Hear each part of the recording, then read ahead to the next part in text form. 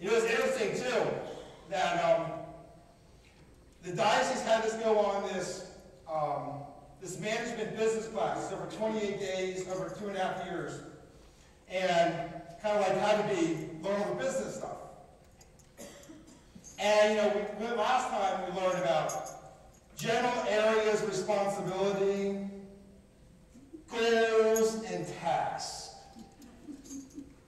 So a goal is something that's 1 year out. A task is something that is like 3 to 6 months out. And you got to do tasks in order to reach the goal. So I got back. So what could I have as a goal? What would be a goal for next year? So, you know, I contacted the people at the Patriot Center, right? Wrote a letter to the bishop. So funny is one of our officials was the bishop's former secretary, and she said, when he's going to look at that, he'd be like, scratch his head and says, what is he doing now? And he even not know how to respond. Make sense? Not even know how to respond. But I said, I got the idea from the classes you wanted us to take. That's where I got the idea. Right? So, this is where you come in. Because it's interesting. So, we learned in the goals, you have to have a range. I didn't know that, right? Like your kids and report cards, you want them to have a range. Not just you have to get an A. I want you to get a B+ or an A-. It's much more motivating. A range. Did you know that? Okay, very good. You know now. You have a range. So I led the bishop. I said, my range is that next year we'd have a service at the Patriot Center between 8,000 to 12,000 people. It's my range. Okay. Things that I'm going to do for tasks are going to make this reachable, and then you'll do the why it's reachable, right? Why it's reachable. I said, well, I go to last evening mass in June, we had about 700 people. 1/3 are new. So we hand out flyers 10 months out. That accounts for 4,000 to 5,000 people alone, doesn't it? Right? That makes it reasonable, right? Makes it reasonable. You know, it's interesting that when I wrote the email to the Patriot Center, I wasn't expecting to call back that day. I really wasn't. I really was not expecting to call back that day. So I'm looking at my phone. It says, George Mason, Patriot Center. The guy said, hello, is Father Stefan there? You go, yes. This is, and my name is Barry. I'm the executive director of the Patriot Center. You wrote? And I said, yes. Yes, I'm interested in, renting out the Patriot Center. Then he said, how much do you think it costs to rent out the Patriot Center? Well, there's 2 things you can buy. An evening from 7 to 10:30 or 7 to 11, or like 1 to, the whole day. So what do you think it costs from 7 to 10:30? What do you think it costs?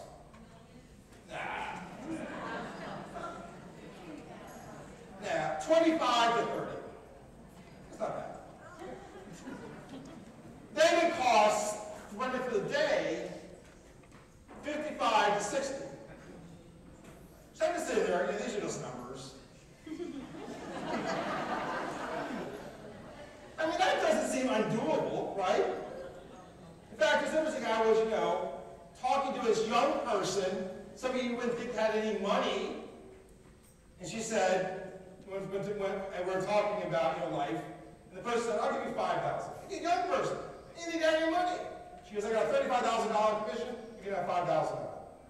Okay. Good start. Especially for somebody you didn't think had anything.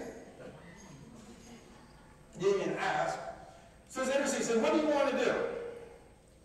I don't know. I mean, I was almost embarrassed to say that we could have like 6,000, 7,000 people at a healing service. You know what I mean? He says, are you like a crazy fundamentalist? So I was kind of nervous. You know what I mean? I'm like, well, I was thinking about having, a band and talks, and then having the mass healing service. He says, and you got to refine what you want. Okay, this is like the second task, right?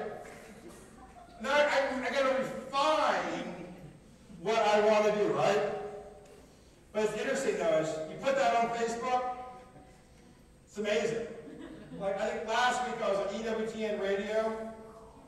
The guy said, what are you doing now? We're talking. I mentioned this. It was great because I was getting Facebook messages and Twitter messages from bands all over the place. All over the place. Well, we tried to hopefully find a Catholic band, right? Or at least a very good Christian / Catholic, good theology, right? So that's up to you. So you got to help put the eyes and ears, right? Think you can do that? Yes. Can you do that? Yes. Because you know people who know people, right? This is a guy was reading a book called The Tipping Point. Anybody read that book? I thought it was kind of interesting. And the book, basically just the book I remember was that, that there are people in the world that have all the connections, right? And they don't have to be the richest people. They're just people that know everybody, right? But I just remember, too, it said that you can expect more from your acquaintances rather than your friends. I thought that was interesting, too. Because the people you don't really know that much are willing to do you a favor and let you off the hook. Make sense? So is it going to happen? Yes. So that's next summer. And then this is another goal. I'm working on the second book already. But my thought was, you need stories in the book. So you create the story while you're writing the book. Make sense? So when you create the story while you're writing the book, the story is fresh when you're writing it. And you're excited, right? So when the book goes out in about a year from now, and people are reading about how we stepped out in faith and ran to the patron center, right? People are going to read that, and they're going to be like, wow, why not the Horizon Center? Make sense? Why not Madison Square Garden? Make sense? We're going to read that and think, why not? FedEx Field. Why not FedEx Field? So that's where we're at now. I'm not sure where it's going to go. But I'm sure something's going to happen, right?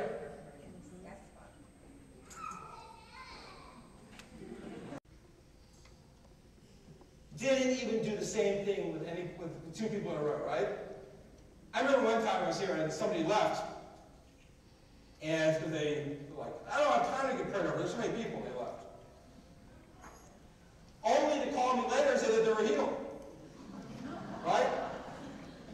I met another person who said, I don't believe any of this stuff. And they stomped out. Only to go to the doctor, and guess what? They're healed. I say this because I'm discerning and praying about how to proceed, right? And one of the things that I know is interesting is in Pentecostalism, the emphasis is on power, right? Make sense? Sometimes in TV services, the emphasis is on power, right? The power of God. They experience the power of God, so things are all about power, right? You need the power of God's important, right? But power is then covered up by love. Make sense? That's the Catholics have always emphasized more the love. Sometimes love to the exclusion of power, right? But they're not in competition, right? Because if you love someone, you want them healed, right? I remember this one priest saying, when he did healing services, he doesn't want anything charismatic happening in healing services, right? Like no tongues or anything like that, right? Which is prerogative, right?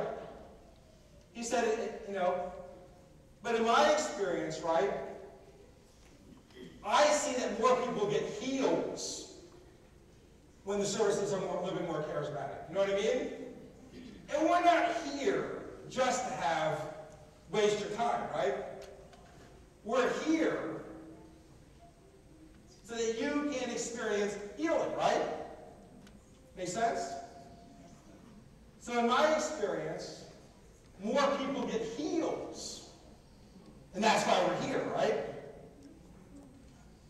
So again, it's kind of like in trying to learn, and discern the relationship between love and power, how God wants to minister to large numbers of people.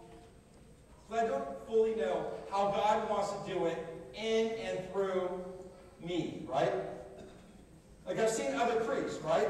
Other ministers, right? I learned from them, right? But God says, I have a unique way for you. There's one priest, he had an incredible healing ministry. But his homilies were as boring as anything. Boring, boring, boring, right? He was boring. And you sat through a half-hour boring homily, you probably say, this guy's boring too, he's talking about himself. Then he had the Mass, and at the end, he said, stand up if you are healed. And 3/4 of the church would stand up. Make sense? They stand up. So again, God wants to heal you. And like the story of the Good Samaritan, he was healed by someone you wouldn't even imagine. The last person that ever expects. God's saying to you today, let go of 90% of your expectations. Don't let go of all of them. 90%. How you think God ought to work, right?